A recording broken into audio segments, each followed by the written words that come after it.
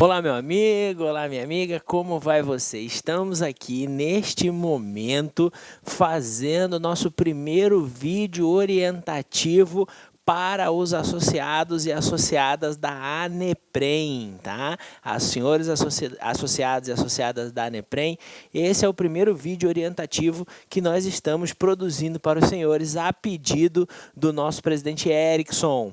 E a ideia aqui é poder consolidar ou tentar dar um caminho a algo que está sendo objeto de grande questionamento na proposta de emenda constitucional número 287, a chamada reforma da Previdência, tá?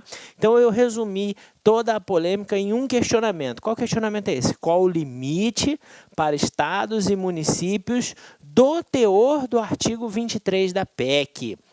Veja só, vamos só historiar rapidinho aqui. A PEC foi enviada, né? Depois de muita pressão dos servidores públicos, o governo federal decidiu, num primeiro momento, retirar a aplicabilidade dela para servidores estaduais e municipais, tá?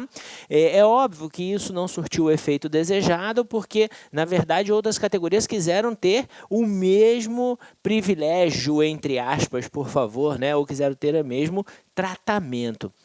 E aí a presidência mudou o encaminhamento para dizer o seguinte: olha, você está fora, mas nem tanto. Como assim está fora, mas nem tanto? Nós vamos estabelecer um prazo, né, para que os estados e municípios editem normas próprias para a concessão de aposentadorias, tá? Se não acontecer essa edição neste prazo, vai valer a norma que estiver estabelecida na Constituição. Ok? Então foi isso. E isso se materializou como? Isso se materializou no momento do relatório, né, ou no momento que o relator apresentou o seu voto e inseriu o artigo 23 na PEC, tá?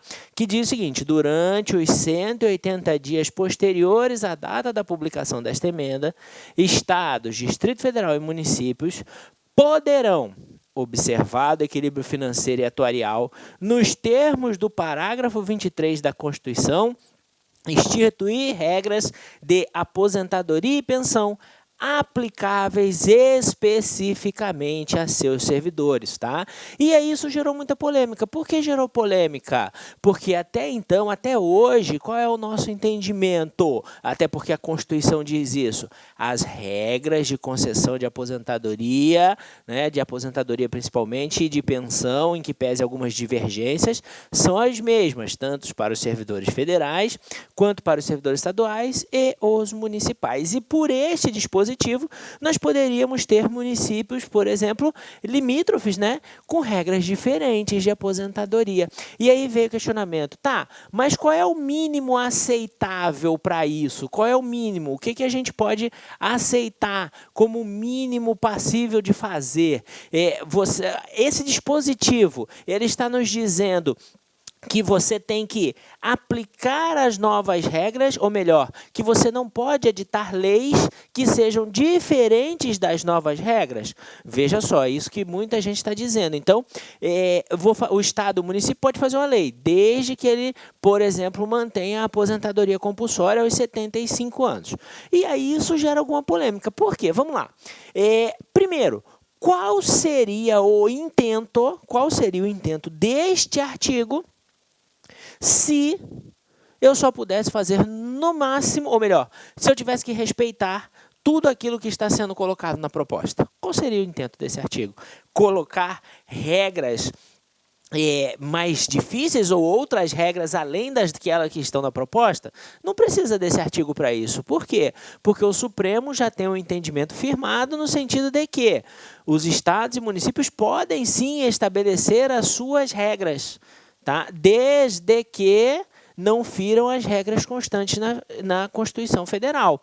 Tá? Então, isso já existe. E aí é importante deixar claro que este entendimento existe com base no ordenamento que temos hoje, onde a Constituição estabelece regra para todo mundo e, a partir daí, libera estados e municípios para fazer suas normas locais. Aqui, quer me parecer que há uma liberdade geral, tá? Você pode fazer o que você quiser, tá? Você pode estabelecer as regras que você quiser, mas esta liberdade não é irrestrita. Por que que ela não é irrestrita? Porque, primeiro, é necessário observar o quê? O equilíbrio financeiro e atuarial. Então, se você vai criar um benefício, você tem que ter a respectiva fonte de custeio. Se você vai ter uma regra mais flexível que pode aumentar o custo do seu sistema, você tem que ter a fonte arrecadatória para isso. E também é preciso que, ou melhor, eu acho, a meu ver, essa observação vem consolidada quando se exige a observância do parágrafo 23 do 40. E o parágrafo 23 do 40, a redação proposta, ela traz aquelas regrinhas que nós estamos chamando de lei de responsabilidade previdenciária, né? Onde diz que uma lei complementar vai trazer as regras de organização, de funcionamento, de responsabilidade da gestão, modelo de financiamento, arrecadação e benefícios. E aqui eu quero fazer um parêntese. Por quê?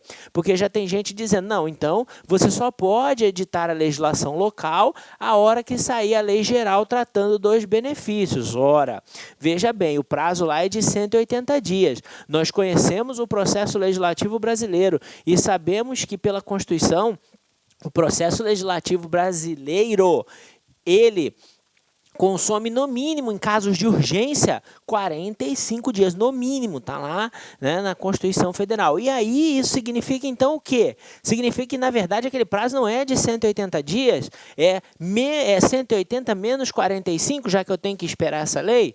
Não quer me parecer também que essa é a melhor interpretação. Até porque e se essa lei sair faltando 15 dias para encerrar os 180 dias?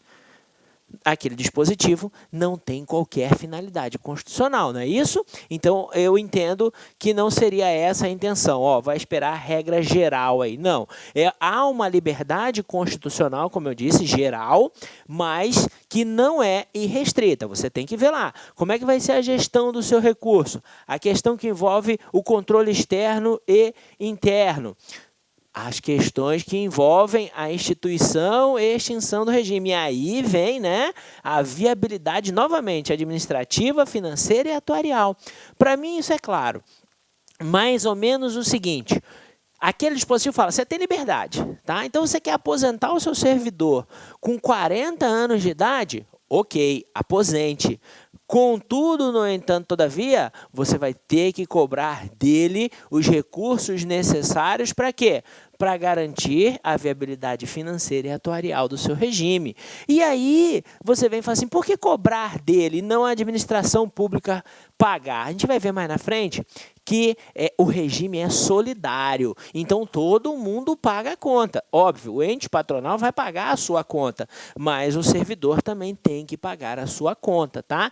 Então, na verdade, o que vai balizar a aplicação do artigo 23, a meu ver, não é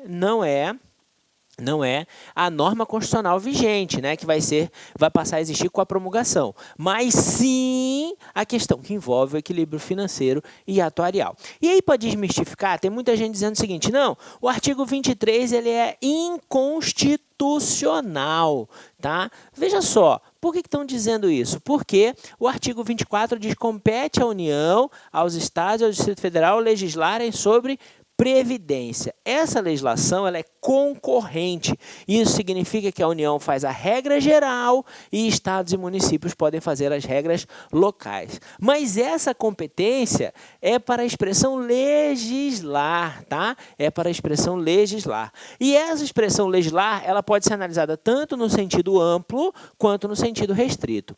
Quer me parecer aqui que a melhor interpretação é a de sentido restrito, ou seja, ela não engloba normas constitucionais, tá? Não engloba normas constitucionais, principalmente nesse caso. Se não, volto a dizer, o artigo 23 não tem razão de existir, tá?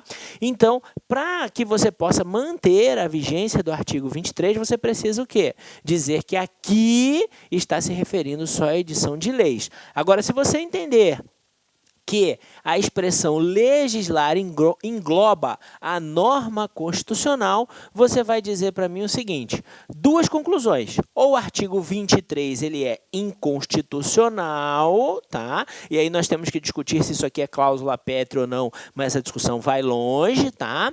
Ou é aquela primeira linha que nós falamos aqui. Realmente, você vai aplicar as novas normas, mas pode estabelecer normas locais. Só que a regra local não pode ser mais benéfica do que o novo ordenamento constitucional. E aí não tem, como eu disse, porque tem o artigo 23 lá na proposta, tá? Só lembrando, duas coisas importantes. Primeiro, artigo 18. Esse sim, cláusula pétrea, né? A Organização Político-Administrativa do Brasil, compreendida pela União, Estado, Distrito Federal e municípios, todos autônomos, Então, eles respeitam, não há hierarquia entre eles. O que há é um respeito às imposições constitucionais, tá? E aí, vale tudo isso que a gente acabou de falar aqui.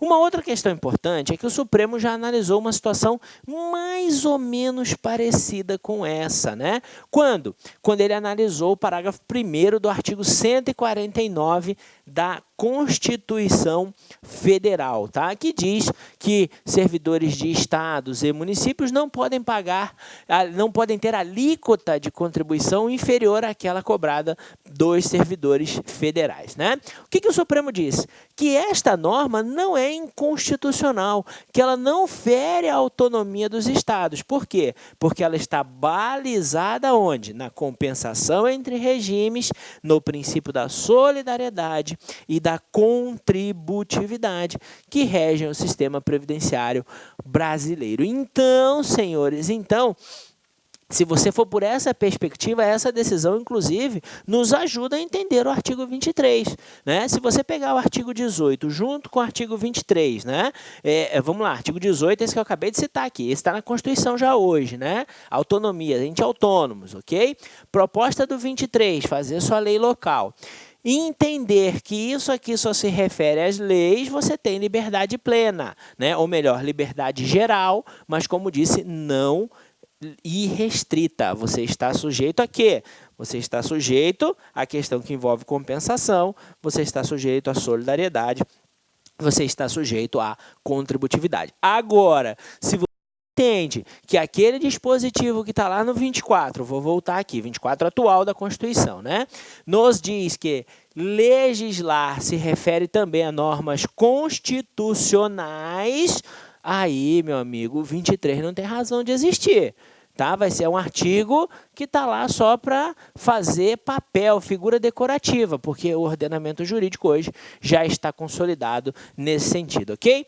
Meus amigos, espero que vocês tenham gostado dessa nossa orientação. Nos colocamos à disposição de vocês. Sempre que precisarem, podem enviar os seus questionamentos para a ANEPREM, para que eles possam ser respondidos, tá? E nós também estamos à disposição no nosso site, o www.previdenciadoservidor.com.br. Acessa lá. Um abraço.